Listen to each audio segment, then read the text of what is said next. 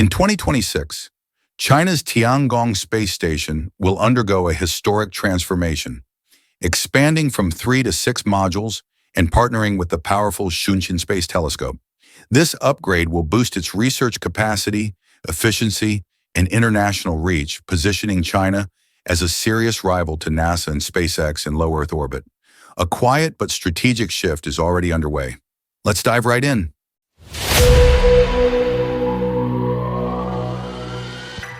Tiangong currently consists of 3 interconnected modules, Tianhe, Wentian, and Mengtian, forming a compact, functional T-shape.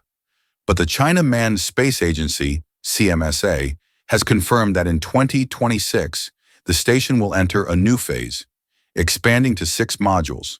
A new multi-docking hub will be added, allowing up to 6 ports for visiting spacecraft, laboratories, and telescopes. The structure will evolve into a cross-shaped orbital complex, doubling its total mass to around 180 tons, extending its operational life to at least 15 years.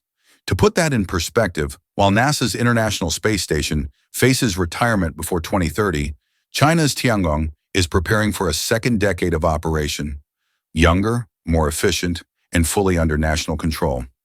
The most surprising part? It cost China only around $8 billion to build. Compare that to the $100+ billion spent on the ISS, and you start to see the deeper story. China isn't competing with size or money. It's competing with strategy and precision. But Tiangong's expansion isn't happening alone.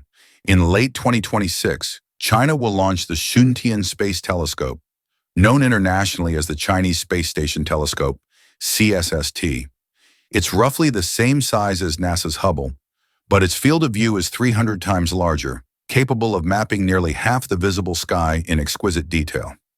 Shuntian uses a cutting-edge, off-axis optical design, meaning its mirror is unobstructed by central supports, producing ultra-clear images without diffraction noise. That precision allows it to study dark energy, dark matter, and galaxy evolution with remarkable accuracy. The real innovation, though, lies in how it operates. Shuntian will orbit in tandem with Tiangong and occasionally dock with it for maintenance or upgrades. That's something even Hubble can't do anymore. This means China will have a permanently serviceable space telescope, a fusion of science and logistics that gives it both independence and flexibility. It's a strategic advantage that most nations simply don't have, and it raises the first big question: is China merely chasing scientific prestige or laying the foundation for a long-term orbital empire? To support its growing presence in orbit, China has been quietly testing a new generation of reusable spacecraft called Mengzhou, unofficially Mango. This system is designed to carry 3 astronauts to the moon or 7 to Tiangong, depending on the mission type. The first test flight in 2020 successfully demonstrated safe re-entry and recovery, and the first operational mission is targeted for 2027 aboard the new Long March 10 heavy-lift rocket. Unlike SpaceX, which builds through private risk and iteration, China's model integrates national coordination and state-backed continuity. It's not about moving fast and breaking things.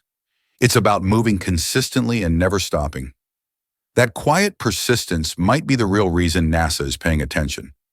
What many outside observers miss is that Tiangong isn't just a space station. It's a testing ground for high-performance computing and AI.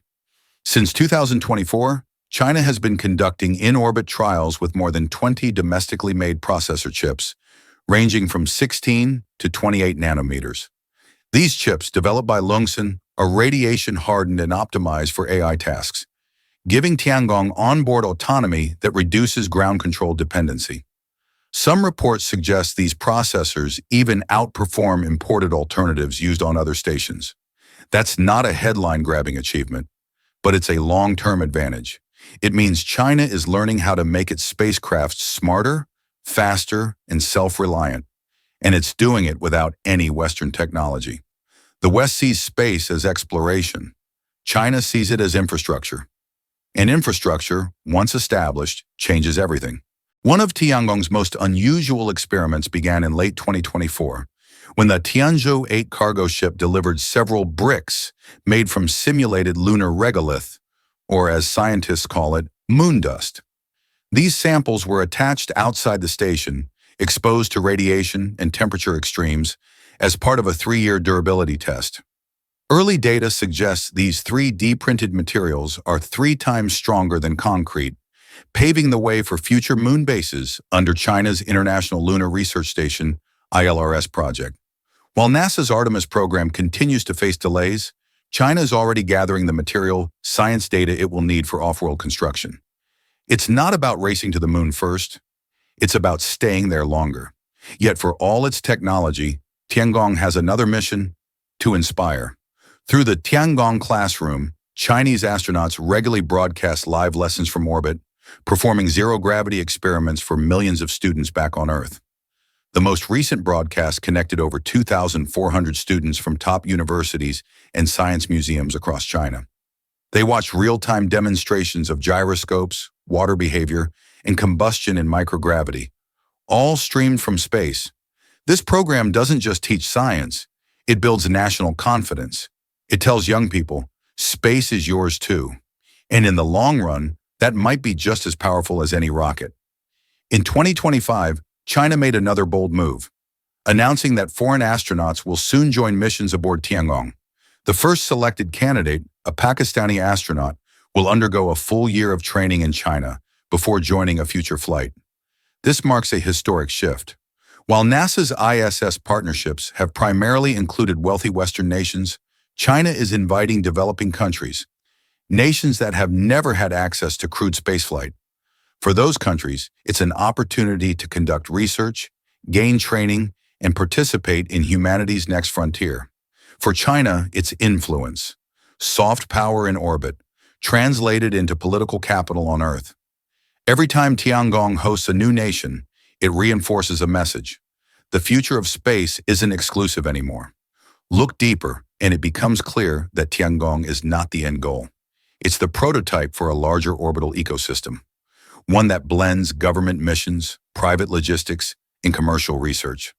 Since 2021, CMSA has invited private companies to develop new cargo ships, such as Halong 7,000 kilograms and Qingzhou 2,000 kilograms. These partnerships are transforming China's once-closed space program into a hybrid model, similar to what NASA achieved with SpaceX, but under centralized coordination.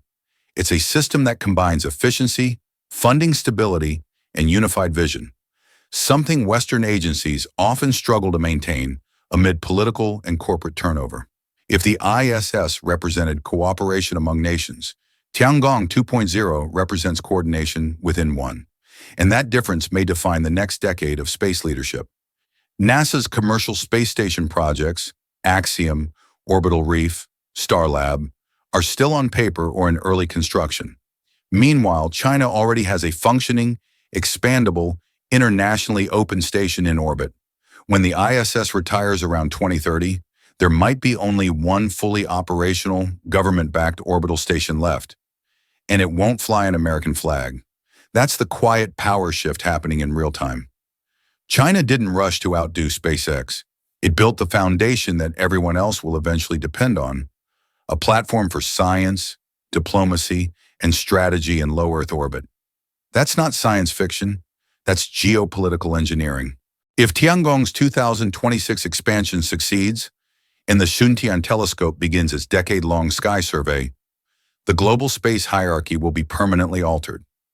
Leadership in space will no longer depend on who reached the moon first, but on who built a sustainable presence afterward. And for now, that answer looks increasingly clear. As Tiangong continues to grow, the world is watching, not just out of curiosity, but out of quiet recognition that the center of gravity in space exploration may already be shifting east. What this really means is clear. China isn't racing anymore. It's leading by design.